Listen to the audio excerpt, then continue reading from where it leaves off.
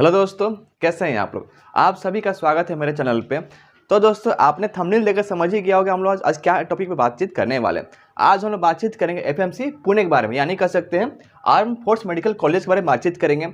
आज हम लोग बातचीत करेंगे कट ऑफ क्या रहता है इस कॉलेज के लिए, ठीक है, सीट्स कितनी होती है, एलिजिबिलिटी क्राइटेरिया क्या है, एडमिशन प्रोसेस क्या होती है, करियर क्या है, फीस कितनी है। आज के वीडियो में हम लोग तमाम चीज़ों पर डिस्कस करेंगे। आज के वीडियो आप सभी के लिए इंपॉर्टेंट होने वाला है, इसलिए लास्ट तक बने रहिए। सबसे पहले जानते हैं कि आर्मी डॉक्टर बनते कैसे। आर्मी डॉक्टर नाम से कितना अच्छा लग रहा है ना, कि आर्मी डॉक्टर बनने अपने आप बहुत ही बड़ी बात होती है, ठीक है। देखिए, आर्मी डॉक्टर बनना इतना आसान काम भी नहीं है जितना आप इतना वर्ड आसानी से सुन पा रहे हैं आर्मी डॉक्टर, बट इस एग्जाम को क्रैक करना अपने आप में बहुत ही बड़ी बात है।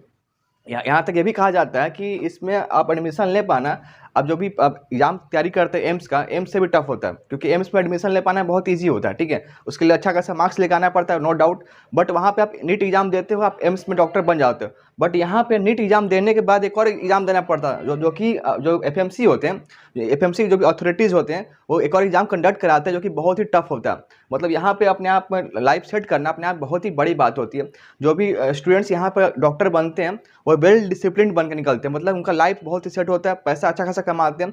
लेकिन यहाँ पे करियर बनाना उतना आसान भी नहीं है, बट उतना मुश्किल भी नहीं है। आसान भी नहीं है लेकिन मुश्किल भी नहीं है, मतलब एक चांसेस है आपके पास करियर बनाने के लिए यहाँ पे, ठीक है। चलिए जानते हैं इसके बारे में क्या क्या चीज़ें हैं, ठीक है। आर्म एफएमसी के फुल फॉर्म होता है, पूरा नाम होता है आर्म फोर्स मेडिकल कॉलेज, ठीक है। आर्म फोर्स मेडिकल कॉलेज का पूरा नाम होता है, ठीक है। ये कहाँ पे कॉलेज है? कॉलेज हमारा है लोकेटेड है पुणे में। कहाँ पे है? पुणे में, जो कि महाराष्ट्र में पड़ता है। ये कब इस्टेब्लिशमेंट हुआ था इस कॉलेज का? इस्टेब्लिशमेंट हुआ था मई में 1948 में, ठीक है। मतलब कह सकते हैं आज़ादी के बाद 1948 में ये कॉलेज हुआ था इस्टेब्लिश्ड, ठीक है। आप यहाँ क्या बन के निकलते हो? आप इस कॉलेज में जाते हो तो आप बन के निकलते हो आर्मी डॉक्टर, ठीक है। कितना अच्छा नाम लग रहा है ना सुनने में। आप यहाँ से बन के निकलते हो army doctor with well discipline. आप एक और वर्ड देख रहे हो, आप एक और चीज़ यहाँ जुड़ा हुआ है, वेल डिसिप्लिन। यहाँ से बन के आप निकलते हो, मतलब कि डिसिप्लिन अपने आप में बहुत ही बड़ी बात होता है। डिसिप्लिन जो चीज़ होता है सक्सेस के लिए बहुत ज़्यादा मायने रखता है, ठीक है। सबसे पहले जानते हैं इस कॉलेज में एडमिशन लेने के लिए एलिजिबिलिटी क्राइटेरिया क्या है, कौन कौन से लोग इसमें एलिजिबल हैं, ठीक है।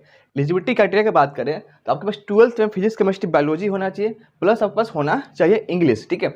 12th में आपको क्या होना चाहिए? फिजिक्स केमिस्ट्री बायोलॉजी प्लस होना चाहिए आपके पास इंग्लिश। अगर बातचीत करें मार्क्स का तो आपके पास कम से कम 60% मार्क्स होना चाहिए, ठीक है। फिजिक्स केमिस्ट्री बायोलॉजी में यदि आपका 50% मार्क्स है तो काम चल जाएगा, लेकिन इंग्लिश में आपका कम से कम आपका मार्क्स होना चाहिए 60%। इंग्लिश में अगर बात करें 60% से मार्क्स नीचे है तो आप इसमें एडमिशन नहीं ले सकते। फिजिक्स केमिस्ट्री बायोलॉजी में 50% मार्क्स है तो काम चल जाएगा, ठीक है। अब जानते हैं नेक्स्ट हमारा क्या है, एलिजिबिलिटी क्राइटेरिया क्या है। आप होने चाहिए इंडियन का, होने चाहिए सिटीजन, आप होना चाहिए पूरी तरह होना चाहिए इंडिया का होना चाहिए व्यक्ति, और साथ ही साथ आपका एज का बात करें 17 साल से लेकर 23 साल के बीच होना चाहिए। मतलब कि आपका एज बहुत ही रखा गया है लिमिटेशन, मतलब कि यहाँ पे आप जो भी आप लोग एडमिशन लेंगे वो होंगे यंग होंगे, ठीक है, जवान होना चाहिए, ठीक है, यंग, ठीक है। आपका एज का देखिए काफ़ी खासा ख्याल रखा गया। एज का बात करें 17 ईयर्स से लेकर 23 ईयर्स तक आपके बीच में आपका एज होना चाहिए, ठीक है। तो दोस्तों इसमें नेक्स्ट कंडीशन ये है कि मस्ट बी अनमैरिड, आप शादीशुदा नहीं होने चाहिए, ठीक है। Marriage during course is not permitted, आपको शादी का परमिशन इसमें नहीं दिया जाता। मतलब कह सकते हैं आप अनमैरिड आपको रहना है, ठीक है, आपको शादी नहीं करना कोर्स के दौरान, ठीक है। एक और चीज़ जानते हैं, यहाँ पर एडमिशन लेना compare to tough AIIMS Delhi से, ठीक है, क्योंकि एम्स दिल्ली में क्या होता है, आप एडमिशन लेते हैं, नीट एग्जाम देते हैं, अच्छा मार्क्स लेके आते हैं, 700 प्लस मार्क्स लेके आते हैं, आपको वहाँ हो जाता है एडमिशन, आप फिर वहाँ से पढ़ाई करना शुरू कर देते हैं। बट यहाँ पे एक और चीज़, एक और एग्जाम होता है, नीट एग्जाम देने के बाद वहाँ जो आप कट ऑफ यहाँ कट ऑफ का क्रॉस करते हैं, कट ऑफ पार करने के बाद आपको एक और एग्जाम देना पड़ता है, ठीक है। अब जानते हैं कौन कौन से यहाँ कोर्सेज अवेलेबल है एमबीबीएस के अलावा, ठीक है। एमबीबीएस के अलावा कोर्सेज कौन कौन से हैं? तो कुछ फेमस कोर्सेज की बात करें तो आप बीएससी नर्सिंग भी कर सकते हैं, ठीक है। एमएचए एमडी जो कोर्स होता है, जो पीजी कोर्स होता है, वहाँ पे आप कर सकते हैं। डीएम है, ठीक है। एमएससी पीएचडी भी कोर्स है अवेलेबल है, आप यहाँ से आप कर सकते हो, ठीक है। अब जानते हैं कितना इसमें मेडिकल सीट्स है, एमबीबीएस कितना मेडिकल इसमें सीट्स है, ठीक है। अगर मेडिकल सीट्स की बात करें टोटल 145 मेडिकल सीट्स है, ठीक है। अभी तक तो इतना ही है, हो सकता है भविष्य में या फ्यूचर में और ये सीट बढ़ जाए, ठीक है। बॉयज़ के लिए मैं बात करूँ 145 में, बॉयज़ के लिए 115 सीट है और गर्ल्स के लिए 30 सीट्स है। मतलब यहाँ पर देख रहे हैं एक चीज़, गर्ल्स के लिए सीट यहाँ पे कम रखा गया है, ठीक है।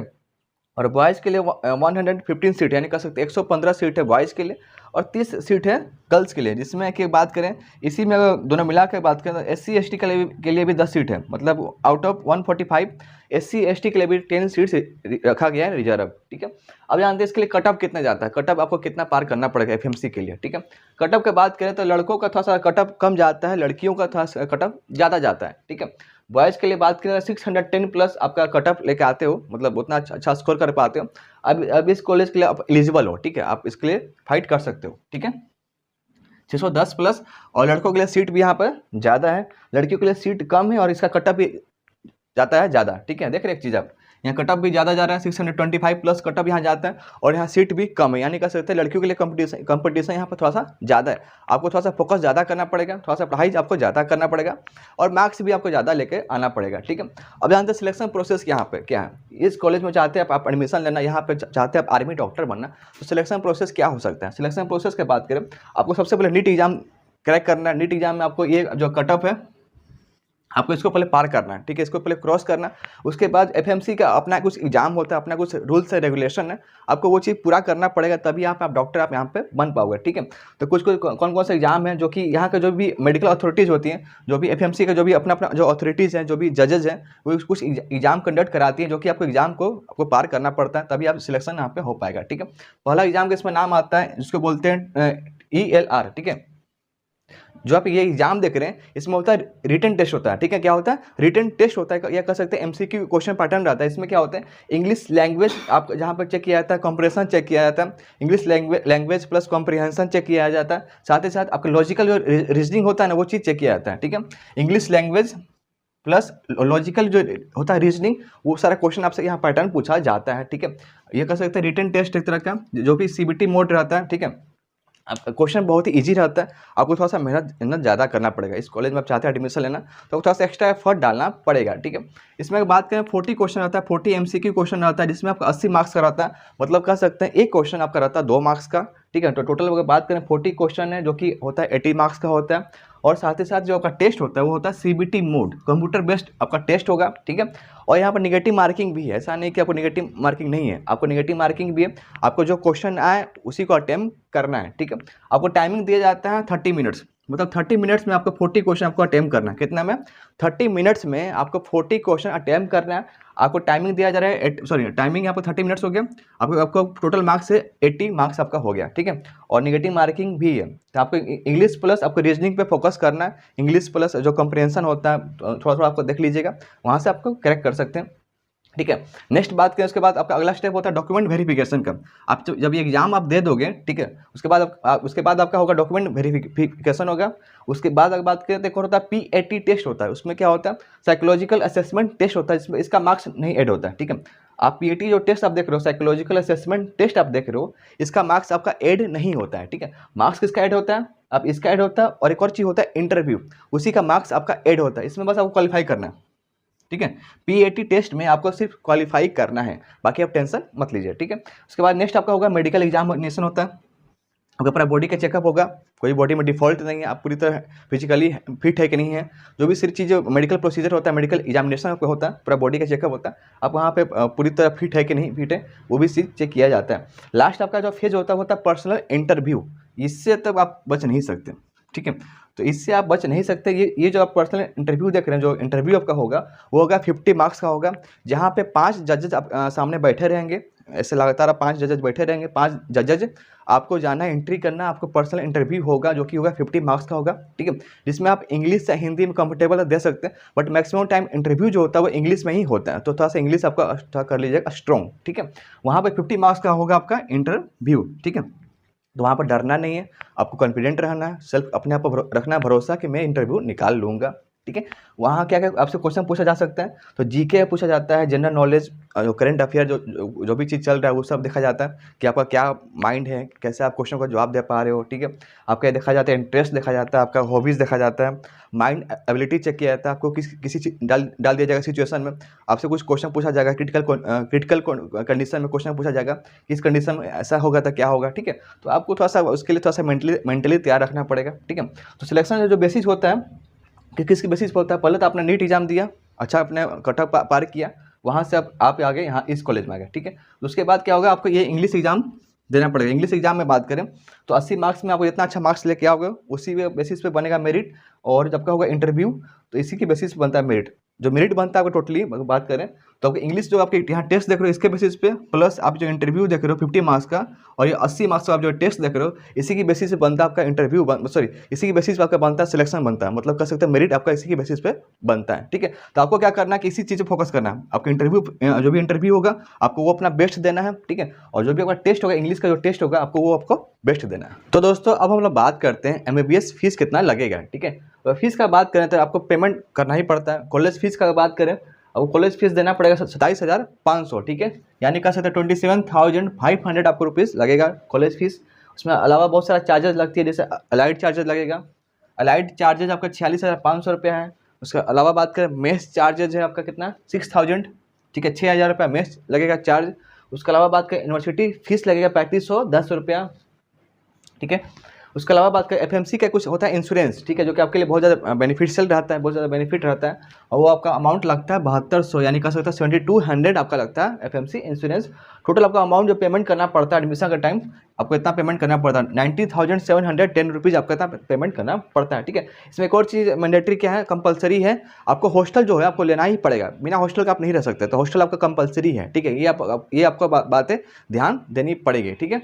अब जानते हैं कि इसमें कुछ एग्रीमेंट भी साइन होता है, ठीक है। तो दोस्तों उसके बाद क्या होता है कि बॉन्ड एग्रीमेंट साइन होता है, ठीक है। उसमें क्या होता है जब एडमिशन लेने जाते हो तो आपके पेरेंट्स या जो भी रहते हैं आपके साथ रहते हैं गार्जियन, उसके साथ आपको एक पेपर पर साइन करना पड़ता है। वो अमाउंट होता है 63 लाख रुपये का, कितना 63 लाख, ठीक है, 63 लाख रुपये का वो अमाउंट साइन होता है, ठीक है, बॉन्ड साइन होता है। उसमें क्या होता है कि यदि आप एडमिशन ले लेते हैं, एडमिशन लेने के बाद यदि 7 दिन के अंदर 7 डेज के अंदर आप एडमिशन कर लेते हैं विड्रॉल, ठीक है, तो वो आपको पेरेंट्स को अमाउंट उतना देना पड़ता है। वहाँ का जो नियम कानून है ना, जो रूल्स रेगुलेशन है काफ़ी टफ है, तो आपको ये चीज़ें ध्यान से देना पड़ेगा। इस कॉलेज में पढ़ने से पहले आप ये अमाउंट ध्यान रखिएगा कि मुझे इस कॉलेज में एडमिशन लेना ही है, ठीक है। यदि आप एडमिशन लेने के बाद आप 7 डेज के अंदर विड्रॉल कर लेते हैं या 7 डेज के बाद विड्रॉल करते हैं, ठीक है, तो ये आपको करना पड़ता है 63 लाख का आपको देना पड़ेगा फाइन, ठीक है। तो ये आपको चीज़ें ध्यान देनी पड़ेगी, ठीक है। उसके अलावा बात करें इसमें कॉलेज में पढ़ने के बाद बहुत सारा फायदा भी है, बहुत सारा बेनिफिट भी है। फायदा क्या क्या है भाई, आपको अलग से कुछ मिलता है, अलाउंसेस मिलता है, मतलब कह सकते हैं आपको हर मंथ कुछ पैसा आपको अर्ली एनुअली कह सकते हैं कुछ पैसा आपको मिलता है, ठीक है। वो किसको बोल सकते हैं, स्टाइपेंड बोल सकते हैं, या फिर कह सकते हैं अलाउंस भी बोल सकते हैं, स्टाइपेंड भी बोल सकते हैं। जैसे बात करें आपको 250 रुपया पर मंथ आपको मिलेगा, ठीक है, आपके अकाउंट में आएगा। जो भी पैसा आपको कैश नहीं मिलेगा, आपका एक अकाउंट बनाया जाएगा, अकाउंट में सारा कुछ पैसा आपके अकाउंट में ट्रांसफर हो जाएगा, ठीक है। 250 रुपीज़ आपको हर मंथ आपको स्टाइपेंड मिलेगा, ठीक है। उसके अलावा बात करें तो आपका 3rd AC 2nd AC में आपका ट्रेन का जो टिकट होता है वो आपको रहेगा रिजर्व। आपको जब भी घर जाना हो, ठीक है, आप बता दीजिए अपने यूनिवर्सिटी को, बता दीजिए कि मुझे इस डेट को घर जाना, तो आपके लिए जो टिकट रहेगा ना वो फ्री ऑफ कॉस्ट रहेगा, ठीक है। आप कह सकते हो उसमें आपका ट्रेन रहेगा रिजर्व, तो आपको पैसा भी बहुत कम लगता है, मुझे लगता है बहुत ही कम लगता है, या फिर कह सकते ना के बराबर ही लगता होगा, ठीक है। तो आपके लिए बहुत अच्छी बात है कि आपका ट्रेन में टिकट आपका रहता है, आप लोगों के लिए रहता है रिजर्व, ठीक है। उसके अलावा बात करें बुक्स परचेज करने के लिए, किताबें खरीदने के लिए 12,000 रुपये पर अर्ली मिलता है, एनुअली मिलता है। बुक्स खरीदने के लिए आपको 12,000 मिलता है ईयरली। उसके अलावा बात करें यूनिफॉर्म मिलता है, यूनिफॉर्म खरीदने के लिए आपको मिलता है 6,000 रुपये मिलता है यूनिफॉर्म खरीदने के लिए। उसके अलावा आपका बाल कटाने के लिए, हेयर कट करने के लिए 40 रुपये पर मंथ मिलता है। वॉशिंग क्लॉथ, आपका कपड़ा धोने के लिए भी आपको पैसा मिलता है 120 रुपीज़। इसके अलावा भी बहुत सारा आपको मिलता है, स्टाइपेंड मिलता रहता है, जो मुझे लगा मुख्य आपको बताना चाहिए, यहाँ आपको मैंने बता दिया आपका कौन कौन सा मिलता है अलाउंस, ठीक है। अब जानते हैं करियर प्रोस्पेक्ट्स क्या है। मान लीजिए मैं FMC कर लेता हूँ, इस कॉलेज से आर्मी डॉक्टर बन जाता हूँ, तो मुझे कहाँ मुझे प्लेसमेंट मिलने का संभावना है, ठीक है।